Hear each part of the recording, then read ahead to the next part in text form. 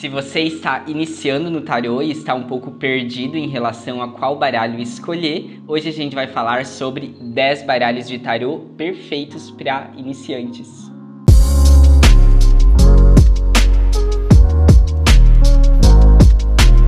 Oi gente, meu nome é Ângelo Gabriel e você está na jornada do Eremita. Aqui a gente fala sobre tarô de maneira leve e descomplicada e o vídeo de hoje é sobre baralhos.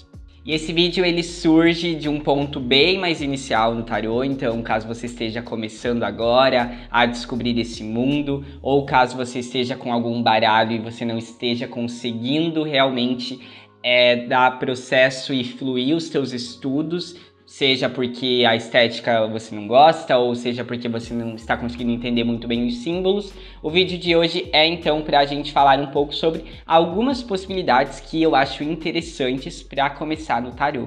Então, se esse vídeo ele surge de um ponto mais inicial ali, para quando a gente está começando no tarô, uma coisa que acontece muito frequentemente comigo é quando eu estou em algum lugar que vende livros, que vende baralhos, acaba acontecendo dos vendedores me oferecerem muitas vezes oráculos que não necessariamente são tarô, e imagino que se isso acontece comigo, talvez possa acontecer com você também. Às vezes a gente na desinformação acaba comprando, depois não é exatamente tarô. Então, bem rapidamente, sobre a estrutura do baralho de tarô, a gente tem que ter o que a gente chama de 22 arcanos maiores e 56 cartas, que são os arcanos menores, ou para ser um tarô, ter pelo menos os 22 arcanos maiores, aí sim a gente começa a estudar falando de tarô de fato.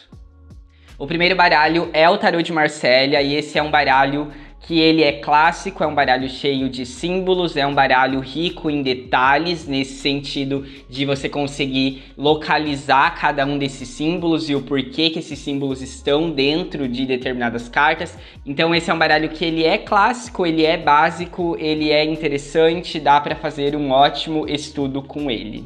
O segundo baralho é o tarô de Rider-Waite. Esse é um baralho que o grande diferencial dele, pelo menos que muitos tarólogos afirmam e falam sobre iniciar pelo Rider-Waite e não o Marsella, é o fato de que o Rider-Waite tem as 78 cartas ilustradas. Então, caso você compre o Marsella, você tem que ter em mente que os 22 arcanos maiores, que são essas cartas principais, elas vão ter ilustrações, vão ter personas, e as outras 56 cartas, que são aquelas cartas numeradas, se não for as cartas da corte, então as cartas de As a 10, elas vão ter apenas... Se for do naipe de copas, vai ter apenas taças. Se for do naipe de paus, apenas madeirinhas, pauzinhos, gravetinhos. Se for do naipe de espadas, vai ter apenas as espadas e assim por diante. Então, muitas vezes ele não torna tão intuitivo, acaba ali que a gente vai precisar de algo que seja mais ilustrado no início, porque como são bastante cartas, a gente consegue associar melhor e lembrar mais rapidamente o que aquela carta está dizendo quando a gente vê uma figura, quando a gente vê a imagem, que é o caso do tarô de Rider-Waite. Em relação ao Rider-Waite e ao Marsella, que são esses tarôs bem mais classicão aí que a gente tem, que são ótimos para iniciar, eles são baralhos que eles muitas vezes são ensinados nos livros, não que o significado das cartas vai ser mudado ou que o imperador do Marsella tem um significado diferente do imperador do Rider-Waite, não é nada disso, mas é muitas vezes para mostrar ali o referencial daquela carta, para mostrar ali onde que está aquele símbolo, por que está afirmando determinada questão. Então, nesse sentido, esses tarôs mais clássicos, eles são bem interessantes para a gente iniciar, porque a gente vai ver exatamente aquele símbolo que está sendo explicado no livro.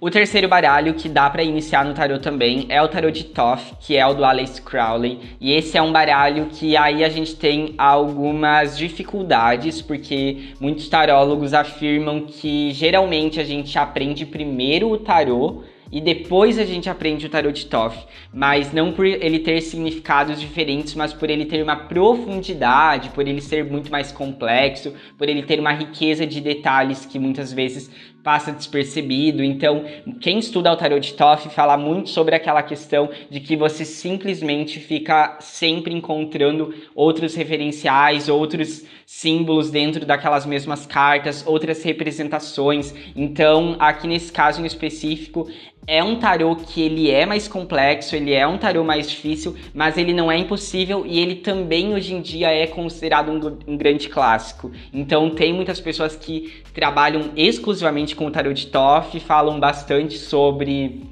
o quanto ele é profundo, o quanto ele é rico em detalhes, o quanto ele pode ser uma ótima ferramenta.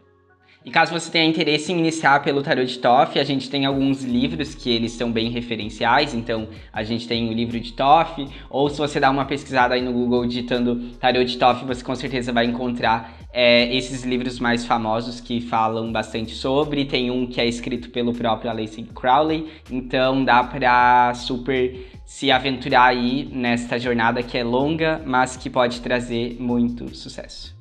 O próximo baralho é o tarô mitológico, e esse é um baralho que muitas pessoas gostam porque ele traz as personas ali da mitologia grega. É um baralho que também tem um livro ali acompanhado, e ele traz ali um estudo bem profundo, mas aqui esse é um baralho que ele é também considerado um clássico, muitas pessoas gostam de trabalhar com ele. Aqui a gente só tem que tomar alguns cuidados em relação a esse estudo de tarô através de observar essas personas da mitologia. Por quê?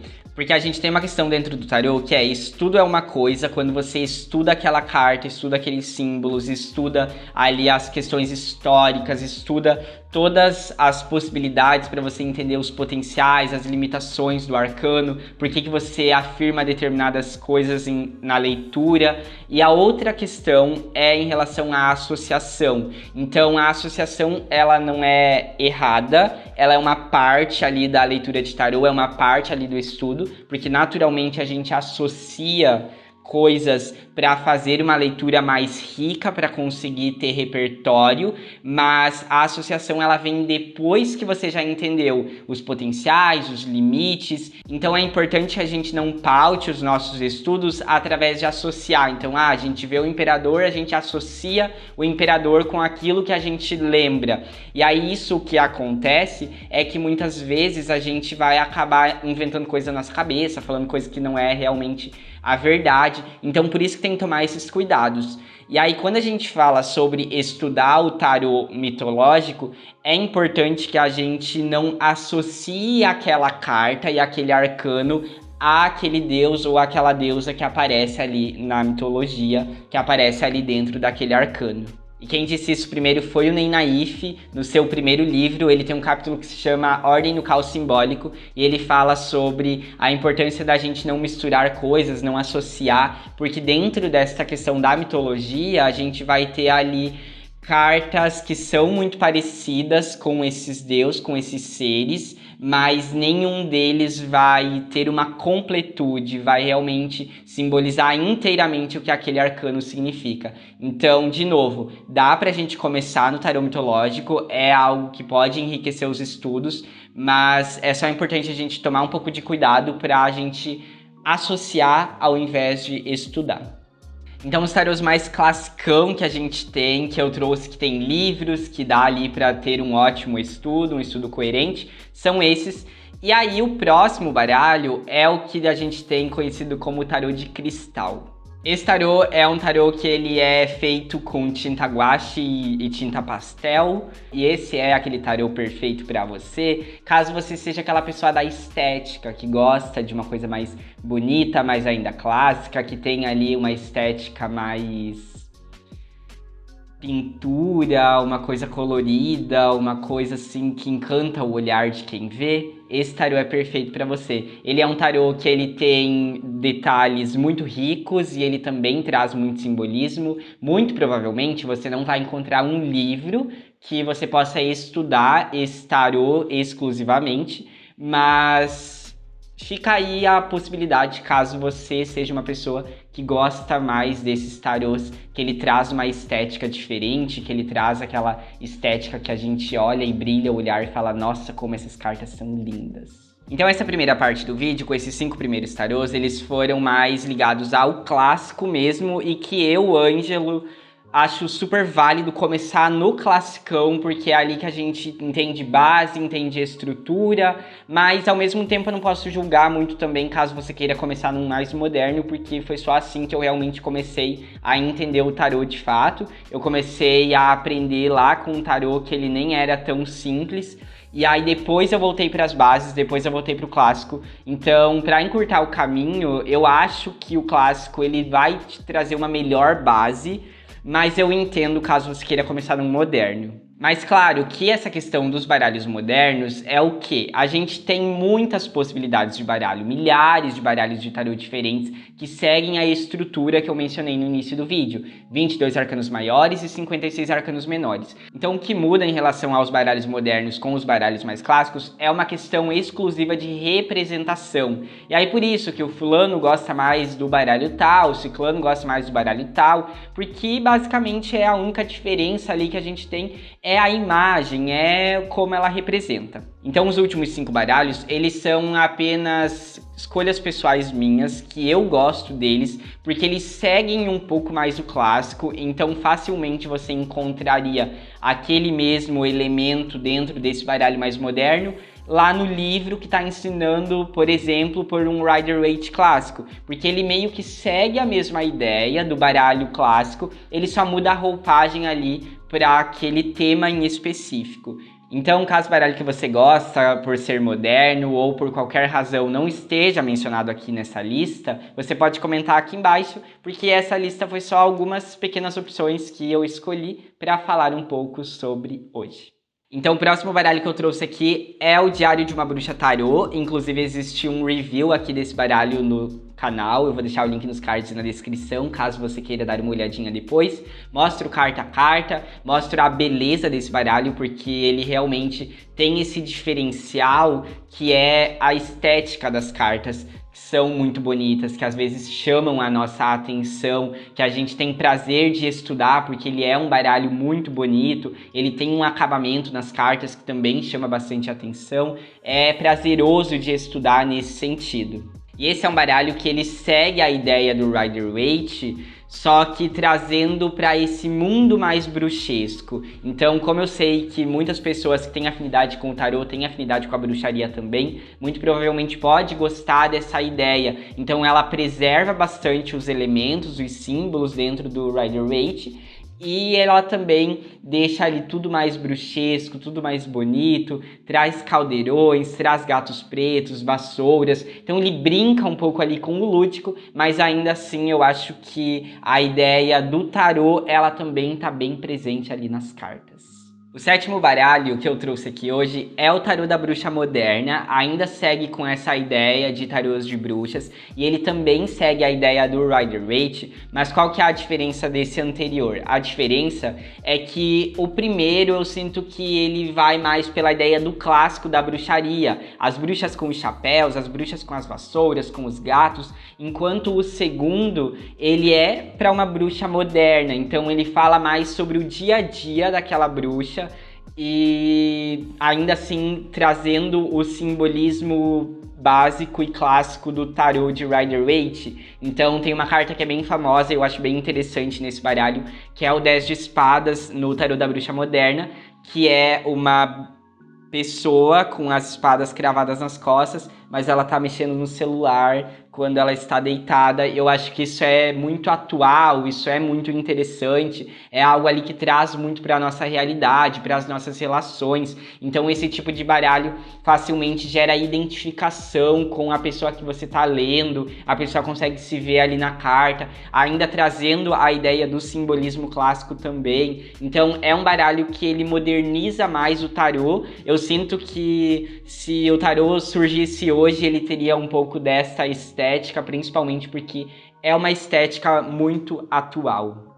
E se você ainda não me segue lá no Instagram, é a Jornada do Eremita Tarô. Lá você consegue acompanhar um pouco mais do meu trabalho todos os dias, não apenas uma vez por semana como aqui no YouTube. Então me segue por lá também, vem aprender um pouco mais de tarô comigo. Se você é mais minimalista, se você gosta ali de uma vibe, poucos detalhes, aí eu acho que talvez o tarô ideal para você iniciar seja o Everyday Tarot. Esse é um baralho que ele tem pouquíssimas cores, ele tem poucos elementos, ele é um baralho que também segue a estrutura ali do Rider-Waite, mas de uma forma muito mais reduzida. Tem um unboxing aqui no canal, vou deixar o link dos cards na descrição.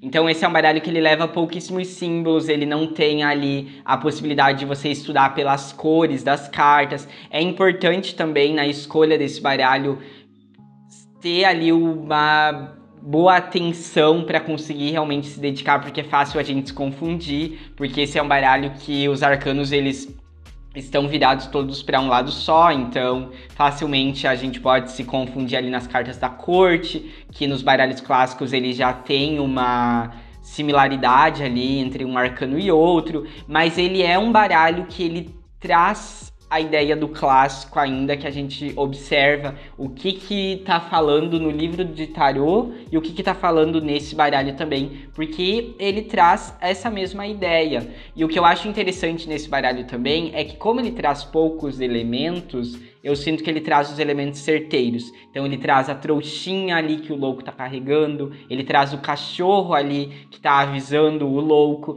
e aí isso é interessante. Então às vezes a gente pega um baralho que tem muita riqueza de detalhes e a gente fala, meu Deus do céu, nunca vou entender isso. E aí às vezes pode ser porque você gosta mais de uma coisa mais minimalista, de uma coisa assim mais poucos detalhes, e é isso. Então eu acho que esse é um ótimo baralho também.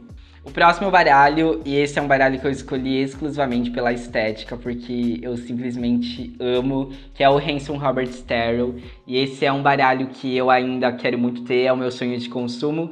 Ele é um baralho que traz uma ideia ali pro clássico também, mas como eu trouxe alguns baralhos mais modernos, como por exemplo o Everyday Tarot, o Tarot da Bruxa Moderna, ou ainda o Diário de uma Bruxa, eu acho também que a gente pode contemplar aqui as pessoas que gostam do tarô mais clássico, que gostam ali da estética mais clássica. Porque na verdade esse é um baralho moderno, mas ele ainda carrega ali aquela ideia mais classicona, aquela ideia ali de cartas vintage, e eu adoro também. Então, nesse sentido, eu acho interessante dar mais de uma possibilidade, tanto para as pessoas que gostam ali daquela vibe mais bruxesca, daquelas pessoas que gostam da vibe poucos detalhes, e também para quem gosta dessa vibe clássica e não necessariamente quer estudar pelo Marcella ou quer estudar pelo Rider-Waite, ou se já estuda, mas quer ali fazer uma troca de baralho para entender mais, ou para ali também estudar esses baralhos diferentes. Então o Hanson Robert Starrow, ele é um baralho queridinho meu, escolhido explicitamente, exclusivamente por estética, mas eu acho ele lindo. Inclusive eu fiz aniversário recentemente, se você quiser me presentear, pode estar me mandando uma DM no Instagram, que eu posso estar aceitando. E o último para fechar essa lista, e aí esse último eu já deixei por último de forma proposital, porque é já para quem quer ousar um pouquinho mais, que é o New Vision of Tarot, ou Tarot of New Vision. Mas, basicamente, esse é aquele baralho que ele conta o backstage do tarô. Então, assim, o que o louco tá olhando? Ele conta a parte de trás. O que tá acontecendo na frente da Rainha de Ouros dentro do tarô? Ele conta isso pra você. O que aconteceu depois que o 2 de copas, o casal se entregou às taças. Então ele traz essa ideia mais lúdica, ele traz essa ideia que é muito interessante. E aí muitas vezes faz com que a gente consiga também fazer um estudo ali bem coerente. Eu confesso que esse baralho eu acho que ele seja mais interessante depois que tu entende um pouquinho mais. Então, por isso, inclusive, que eu deixei ele por último. Já vimos uma longa lista de possibilidades para iniciar no tarô. Mas esse aqui eu também acho ele muito interessante porque ele traz a ideia do Rider-Waite, ele traz ali uma ideia do clássico, mas ele te conta o pós, ele te conta o que aconteceu. E aí isso é muito legal de ver, porque a gente faz uma brincadeira ali com a nossa mente, a gente exercita mais o lúdico nesta questão, a gente imagina mais, porque isso também faz parte do estudo no tarô. Esta parte, além ali de decorar um significado, que acaba ali sendo essencial também, a gente também precisa imaginar, a gente precisa ali também trabalhar com a nossa parte mais lúdica para fazer ali um estudo coerente, para ir aprofundando, não estudar apenas no superficial. Então, esse baralho eu acho ele simplesmente incrível também.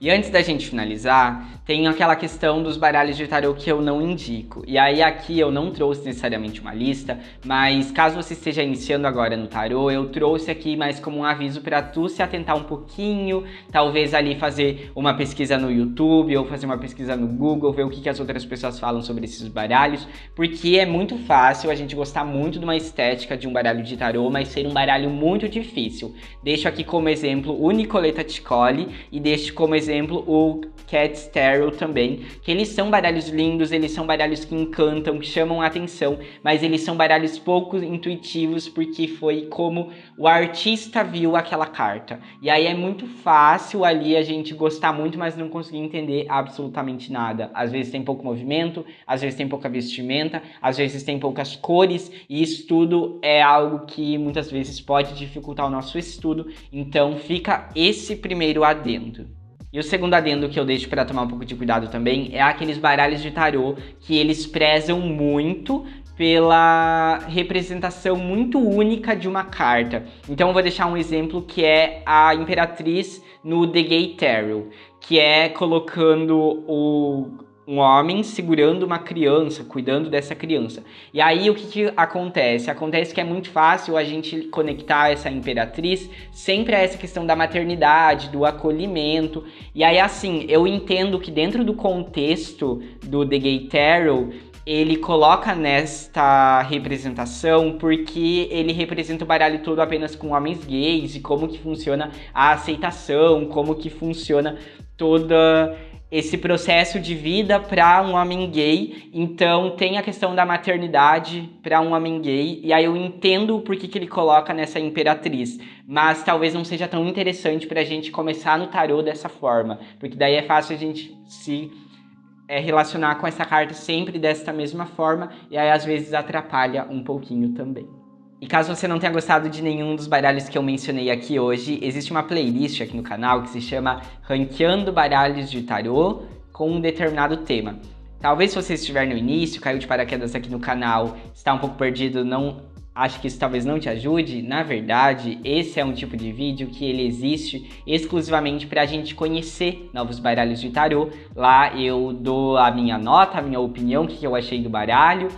E também eu conheço novos baralhos juntos com vocês, então eu vou deixar o link dessa playlist aqui nos cards e na descrição, caso você queira assistir na sequência. Então o vídeo dessa semana foi esse, eu espero muito que você tenha gostado, e se você gostou não deixa de se inscrever aqui no canal, ativa o sininho para receber todas as notificações, comenta aqui embaixo o que você achou também, e assim a gente pode estar batendo um papo. No mais, eu te vejo no próximo vídeo. Tchau!